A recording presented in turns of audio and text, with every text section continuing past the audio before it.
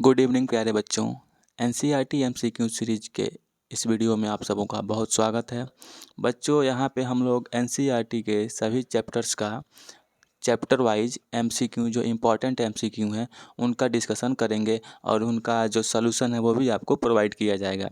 बच्चों, इस सीरीज़ का महत्व आपको तब दिखेगा जब आप किसी भी वनडे एग्ज़ाम में बैठेंगे, चाहे वो रेलवे हो, एसएससी हो या फिर अन्य एग्ज़ाम हो, बैंकिंग हो या फिर कोई एंट्रेंस एग्ज़ाम जैसे सीएचएस हो गया, नवोदय के एंट्रेंस एग्ज़ाम हो गया या फिर सीईटी हो गया। उन सभी एग्ज़ाम्स में इस सीरीज़ का महत्व आपको देखने को मिलेगा।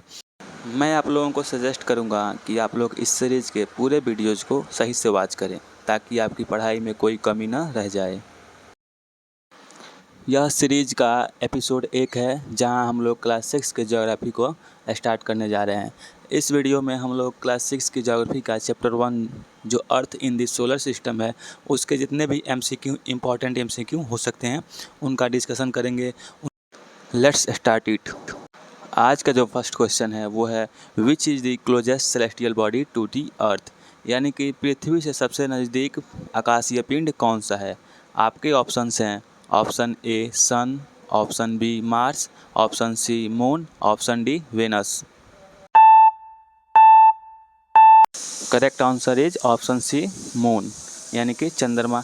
चंद्रमा जो है पृथ्वी के सबसे नज़दीकी आकाशीय पिंड है। अगर क्वेश्चन ये पूछता कि पृथ्वी के सबसे नज़दीक ग्रह कौन सा है तो ग्रह में आपको शुक्र ग्रह याद रखना होगा, लेकिन यहाँ पे क्वेश्चन क्या है, सेलेस्टियल बॉडी यानी कि आकाशीय पिंड, ना कि कोई ग्रह। तो इसका सही option C moon. Second question is which is the third nearest planet to the sun, यानी कि सूर्य से तीसरे नंबर की सबसे नज़दीक ग्रह कौन सी है। आपके ऑप्शंस होंगे option A sun, B Mars, C moon, D earth. इसका करेक्ट आंसर होगा ऑप्शन संख्या डी, यानी कि अर्थ। पृथ्वी जो है सूर्य से तीसरे नंबर की सबसे नज़दीक ग्रह है। आगे आप लोग चित्र के माध्यम से देखेंगे कि सूर्य से नज़दीक के क्रम में कौन से ग्रह आते हैं। आप लोग इस इमेज के माध्यम से देख पाएंगे कि जो मरकरी है सूर्य से सबसे नज़दीक है, फिर वेनस, उसके बाद अर्थ, फिर मार्स, फिर Jupiter, then Saturn, Uranus and Neptune. ये जो है सूर्य से क्रमशः बढ़ती दूरी के अनुसार प्लेनेट का क्रम है। Then third question is what is the full moon night, यानी कि पूर्ण चंद्र रात्रि क्या कहलाती है। आपके ऑप्शंस हैं ऑप्शन ए अमावस्या, ऑप्शन बी पूर्णिमा, सी लूनर इक्लिप्स यानी कि चंद्रग्रहण, option D new moon. Correct answer होगा ऑप्शन बी पूर्णिमा, यानी कि पूर्णिमा की जो रात्रि होती है उसे हम लोग फुल मून के नाम से जानते हैं।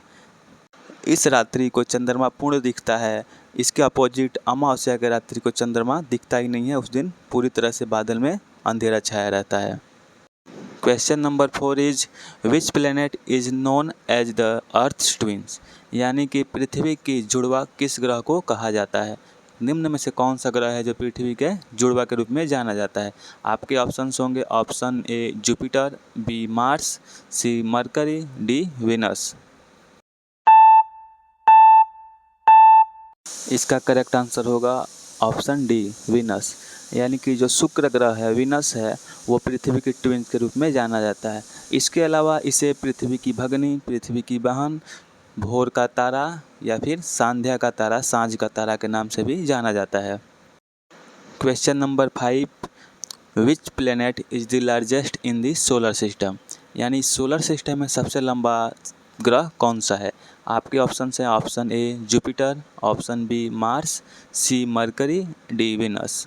ध्यान दीजिएगा, यहाँ क्वेश्चन आकार यानी कि साइज के आकार के बारे में पूछा गया है, कौन सा सबसे बड़ा है। इसका करेक्ट आंसर होगा ऑप्शन ए जुपिटर, यानी बृहस्पति ग्रह सोलर सिस्टम में सबसे लार्जेस्ट है। Question number 6 what are asteroids, यानी एस्टेरॉइड्स क्या हैं। Option A stars, option B small planets between Mars and Jupiter, option C comets, option D satellites. The correct answer is option B small planets between Mars and Jupiter, यानी Mars, मंगल और Jupiter, Brihaspati, मंगल और बृहस्पति के बीच में स्वतंत्र रूप से विचरण करने वाले पदार्थों को ही एस्टेरॉइड्स कहा जाता है। Question number 7, what is a galaxy? Galaxy क्या है यानी आकाशगंगा क्या है? आपके ऑप्शंस हैं, option A shooting star, B a group of star dust and gases, C comets, D a planet. Correct answer is option B a group of stars dust and gases, यानी कि तारों का समूह, धूल और गैसों का समूह जो होता है आकाशगंगा या गैलेक्सी कहलाता है। साथ ही आपको बता दें कि जिस गैलेक्सी में हम लोग रहते हैं उसका नाम मिल्की वे है। मिल्की वे गैलेक्सी में हम लोग निवास करते हैं। इसे दुग्ध मेखला के नाम से भी जाना जाता है। Question number 8, which planet is known as the red planet? यानी लाल ग्रह किसे जाना कहा जाता है? आपके ऑप्शंस हैं, option A earth, B Venus, C Mars, D Jupiter. Correct answer option C Mars. मंगल ग्रह को वहाँ आयरन ऑक्साइड होने के कारण लाल ग्रह के रूप में भी जाना जाता है। Question number 9, which planet has rings around it? यानी किस ग्रह के चारों तरफ छल्ले पाए जाते हैं? आपके ऑप्शंस हैं, option A Mars, B Earth, C Venus, D Saturn. इसका करेक्ट आंसर है ऑप्शन डी सैटर्न। शनि ग्रह के चारों तरफ छल्ले पाए जाते हैं।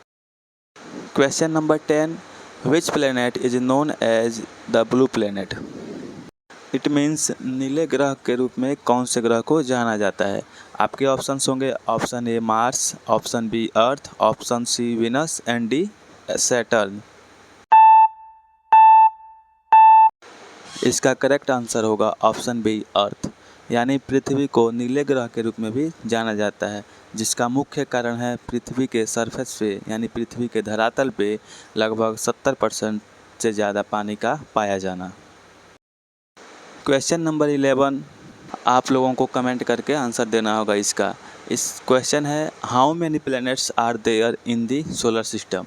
यानी कि सौर मंडल में कितने ग्रह हैं वर्तमान में? आपको ये सब इसका आंसर कमेंट करके बताना होगा। साथ ही आपको यह भी बताना होगा कि सूर्य ग्रहण और चंद्र ग्रहण किस किस दिन को लगता है।